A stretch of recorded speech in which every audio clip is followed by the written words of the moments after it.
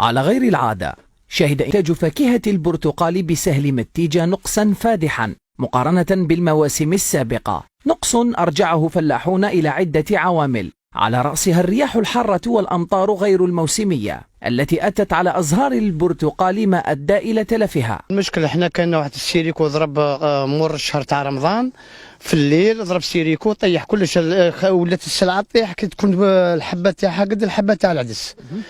الحبه تاع العدس بعد الحمص بدات السلعه طيح، طاحت لنا موالفه. حنا كي تصفي خطره في العام، وتصفات 3 خطرات في العام. تصفي وبعدك تحبس، وبعدك تزيد تصفي وتحبس، يسمى صفات 3 خطرات في العام. وهي تصفي الحبه تاعها.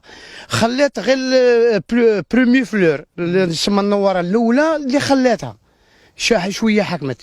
الكليمونتين ناقصه بالك 90%. على اساس ان الكليمونتين هي غاليه في السوق، الناس ما تجمش تشريها 20 25 حتى 30 في الكيلو. الله غالب، السلعه ما كاش. كي يكون الجو هذا الامطار ناقصه بزاف، يصرى هكذا الجفاف تاع ما لقى تعطي لها الماء، تجي الحبه ناشفه، لازم تسقيها شغل كل 15 يوم تسقيها خضره.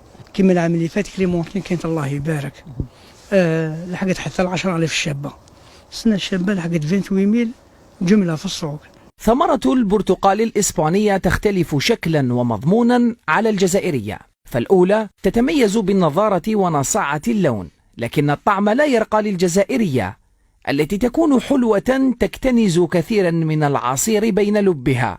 كاينه السلعه تاع بكري تاع وقت القاوري، وكاينه السلعه اللي يجيبوا فيها من اسبانيا يغرسوها ماشي في القو ولا في الخدمه ولا حاجه، ماشي كيف. علاش يغرسوا تاع اسبانيا؟ واش نقول، كل واحد يحب ربح سريع، عنده عامين 3 يبدا يقطع، وهذه تشد، هذه تضرب باش تقطعها، باش تغرس الشجره صغيره تضرب لك 4 سنين 10 سنين باش تبدا الغله كيما هذه، 10 سنين باش تولي الشجره الغله كيما هذه. والاخرى بيه فيه لازم توكل الشجره هذه على قانك، شو راك تربي في واحد اللي تاكلها تعطيها لها تاعها، نقص لها حاجه ولا مانيش عارف ما تدويهاش تمرض لك ما تعطيك والو.